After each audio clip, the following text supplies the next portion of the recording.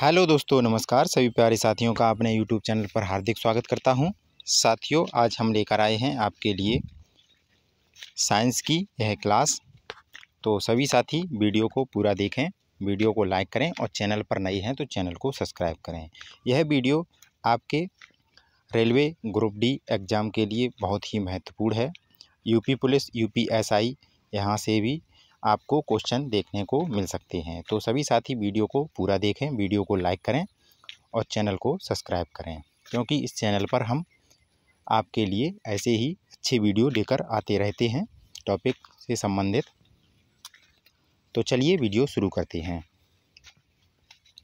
सबसे पहले दिया गया है, पहला पॉइंट है, जीवन की मूलभूत इकाई क्या है। जीवन की मूलभूत इकाई क्या है? तो वो कोशिका है। क्या है? कोशिका।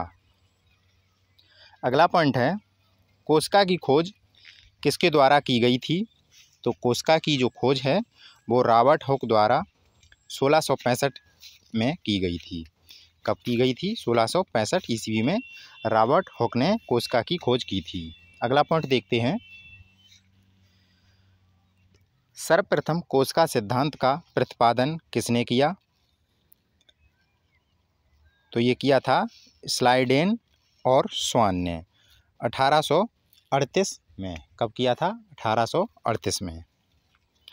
आगे बढ़ते हैं, रॉबर्ट हुक ने खाली स्थान है को देखकर कोशिकाओं की खोज की थी कार्क के टुकड़े को। किसको देखकर कोशिकाओं की खोज की थी? तो कार्क के टुकड़ों को देखकर कोशिकाओं की खोज की थी रॉबर्ट हुक ने।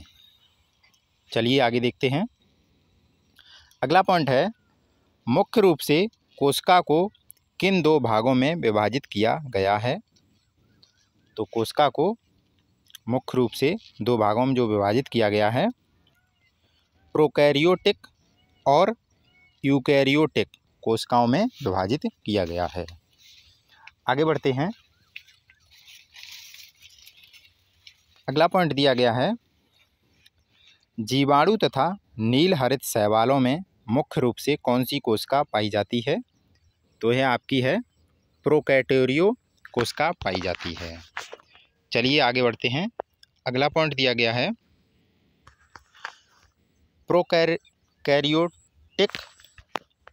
प्रोकैरियोटिक कोशिकाओं में श्वसन का कार्य कौन करता है। जो आपकी प्रोकैरियोटिक कोशिकाएं होती हैं उनमें श्वसन का कार्य कौन करता है। तो मीसोसोम करता है। कौन करता है? मीसोसोम। अगला पॉइंट है, जंतु व वनस्पति में कौन सी कोशिका पाई जाती है। यूकैरियोटिक कोशिका पाई जाती है। कौन सी? यूकैरियोटिक कोशिका पाई जाती है। आगे देखते हैं, यूकैरियोटिक एक कोशिकीय जीवों को किस जगत में सम्मिलित किया गया है। तो यूकैरियोटिक एक कोशिकीय जीवों को जो सम्मिलित किया गया है, प्रोटिस्टा जगत में सम्मिलित किया गया है। किस में किया गया है? प्रोटिस्टा जगत में सम्मिलित किया गया है। आगे देखते हैं, यूकैरियोटिक कोशिकाओं में आरएनए का संश्लेषण किस भाग में होता है। तो ये न्यूक्लियस नाभिक में होता है। किसमें? न्यूक्लियस, जिसे नाभिक कहते हैं, उसमें होता है। आगे बढ़ते हैं, प्रकृति में सबसे बड़ी जीवित कोशिका कौन सी है। तो है शुतुरमुर्ग का अंडा। जो सबसे बड़ी जीवित कोशिका होती है वो शुतुरमुर्ग का अंडा होती है। आगे बढ़ते हैं, प्रकृति में पाई जाने वाली सबसे छोटी कोशिका किसकी होती है। तो माइक्रोप्लाज्मा होती है। कौन सी सबसे छोटी कोशिका है? तो वो माइक्रोप्लाज्मा है। आगे बढ़ते हैं।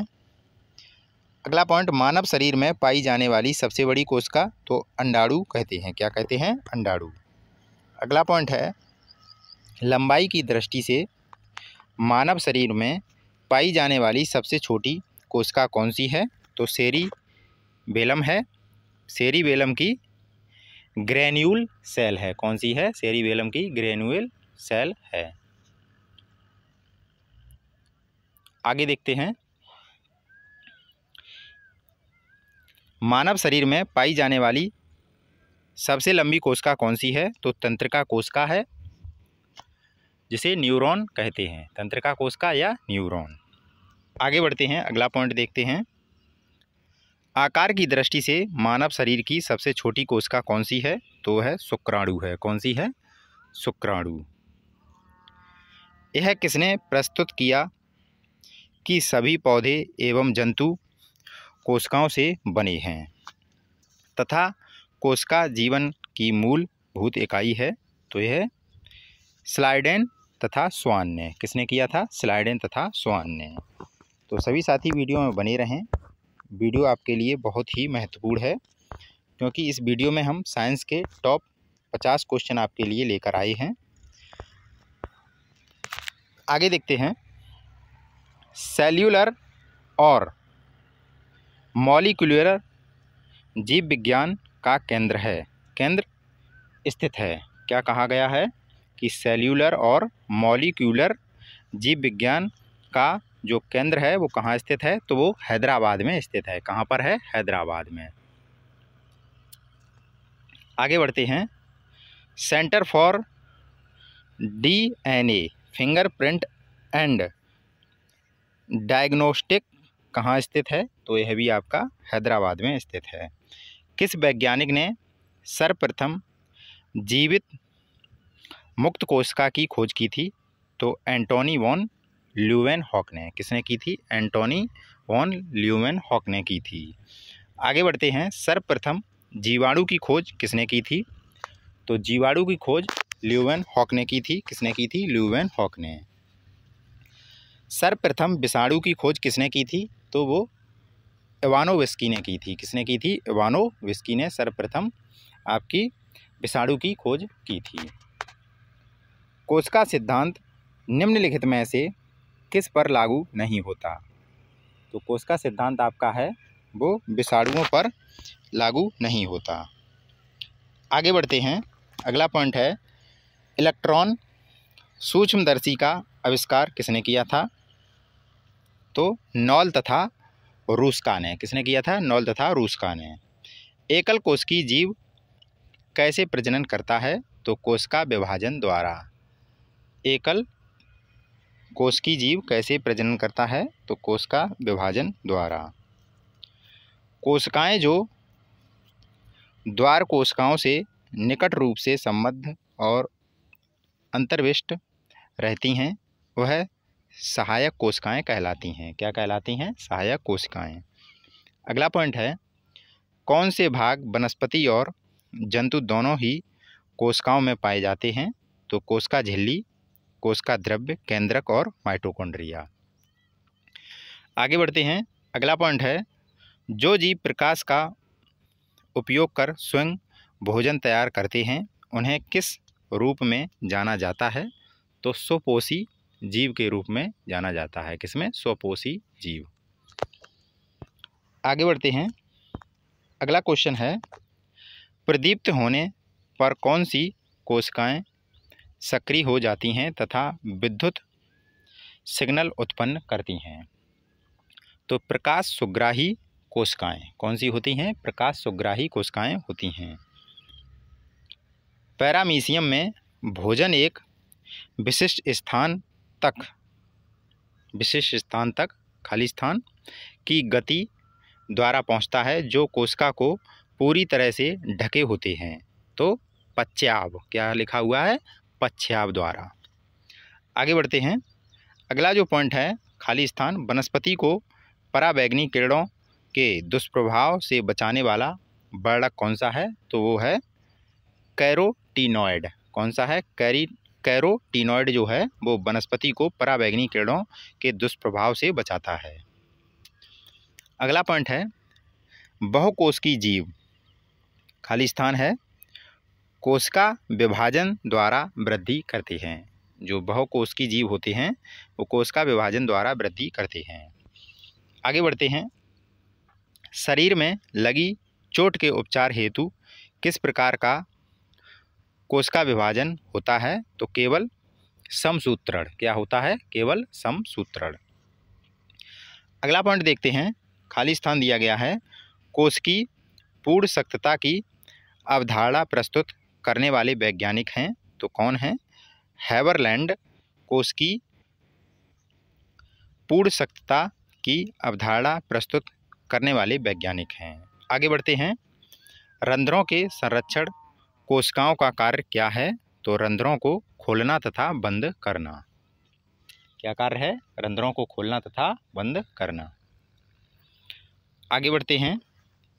कोशिका की रस धानियाँ चारों ओर से एक अर्धपारम्य झिल्ली से घिरी रहती हैं, जिसे टोनोप्लास्ट कहते हैं। क्या कहते हैं? जिसे टोनोप्लास्ट कहते हैं।